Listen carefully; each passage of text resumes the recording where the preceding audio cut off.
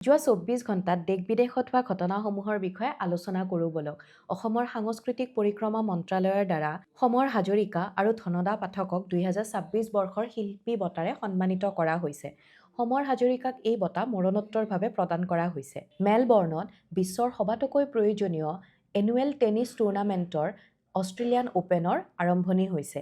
বিহু বিনন্দিয়া আৰু ঝুমুৰ বিনন্দিনীৰ নিচিনাকে এইবেলিও অসমত প্ৰধানমন্ত্ৰী নৰেন্দ্ৰ মোদী আৰু গোটেই বিশ্বৰ সন্মুখত আন এক মেগা ইভেণ্টৰ আয়োজন কৰা হয় আৰু যিটো আছিলে বাগৰুম্বা দহৌ। এই ইভেণ্টত ১০,০০০ গৰাকী আৰ্টিষ্টে প্ৰধানমন্ত্ৰী নৰেন্দ্ৰ মোদীৰ সন্মুখত বাগৰুম্বা নৃত্য পৰিৱেশন কৰে। প্ৰধানমন্ত্ৰী নৰেন্দ্ৰ মোদীয়ে নগাঁও জিলাৰ কলিয়াবৰত উপস্থিত থাকি কাজিৰঙা এলিভেটেড কৰিডৰ প্ৰজেক্টৰ আধাৰশিলা স্থাপন কৰে। কাজিৰঙা ৰাষ্ট্ৰীয় উদ্যানৰ মাজেৰে পাৰ হৈ যোৱা ৩৭ নং ৰাষ্ট্ৰীয় ঘাইপথৰ মাজেৰে এই এলিভেটেড কৰিডৰ নিৰ্মাণ কৰা হ'ব।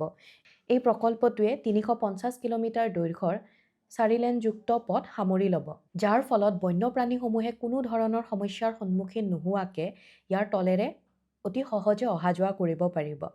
আৰু ইয়াৰ লোকেশ্যন হ'বলৈ গৈ আছে নগাঁও জিলাৰ কলিয়াবৰৰ পৰা গোলাঘাটৰ নুমলীগড়লৈকে। অসমৰ মুখ্যমন্ত্ৰী ডক্টৰ হিমন্ত বিশ্ব শৰ্মাই ছুইজাৰলেণ্ডৰ ডাভছত অনুষ্ঠিত হোৱা ২০২৬ বৰ্ষৰ ৱৰ্ল্ড ইকনমিক ফৰাম বা বিশ্ব অৰ্থনৈতিক মঞ্চৰ এনুৱেল মিটিঙত উপস্থিত থাকে আৰু ইয়াৰ লগে লগে ৱৰ্ল্ড ইকনমিক ফৰামত অসমক প্ৰতিনিধিত্ব কৰা তেখেত প্ৰথমগৰাকী ব্যক্তি হৈ পৰিছে। কেন্দ্ৰীয় চৰকাৰে আন ৰাজ্যসমূহৰ লগতে ডক্টৰ হিমন্ত বিশ্ব শৰ্মাক অসমক প্ৰতিনিধিত্ব কৰিবৰ বাবে নিৰ্বাচিত কৰিছে।